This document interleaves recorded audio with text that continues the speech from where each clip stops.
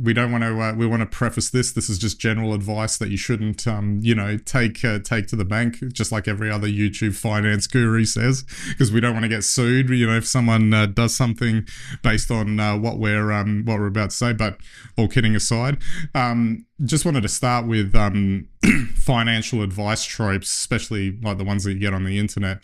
I've always thought that the basics are really what people should go for when it comes for financial advice, like spend less than you earn, stay out of bad debt, invest what you've saved in boring diversified funds, whatever you want to call it. That typically, if you use that as a base and build up your foundation from there, sure, if you've got a bit extra, you want to play around a bit, that's fine, but you don't want to mess with the base there. And I just thought that this was funny only because this week I had someone approach me about, they've got the hot stock tip. And although I think he was actually suggesting, I can't actually recall everything because the only thing that really stuck in my mind was how much gold and silver he bought.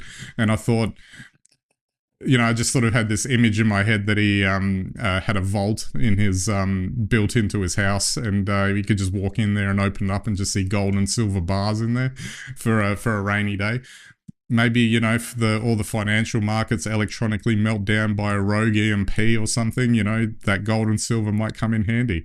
But yeah, it's interesting, isn't it? There's just such a plethora of advice on the internet.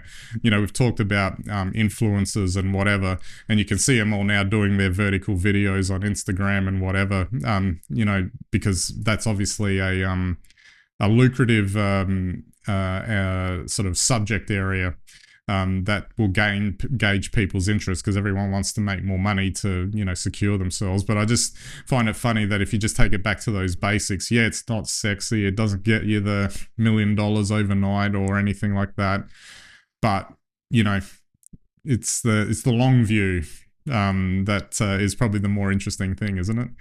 Well, it is. And the long view is important because the long view is what successful investing is really about, because it's about compounding. And I hardly need to go into what compounding is, but the point is it takes a long time, and the benefits in the final few years, not in the first few years. So my own personal experience, the best tip I ever got was, I remember standing around one evening in a bar, and we were all outraged because Australian banks has started charging account fees and ATM fees and those sorts of things. And a very wise person there said to me, "Don't be outraged. A young man like you should own the banks." And I said, "How do I do that?" And he said, "You go and buy shares in them." That was 30 years ago. I went out and bought a whole lot of bank shares in Australian banks, and I dividend reinvested, compounded that. Best tip I ever got. And I would say that still works today. Don't try and pick a stock that you think is going to make money for you in the last 2 or 3 years. That is actually where I've made all my losses in shares. The ones I've been able to stick with and reinvest and compound have been very successful. Isn't that what Einstein said, that compounding is the most amazing thing in the universe, or some paraphrase of that? Well, it is, because it effectively at some point begins to grow exponentially if you're patient enough, and of course if you pick the right stock in the first place.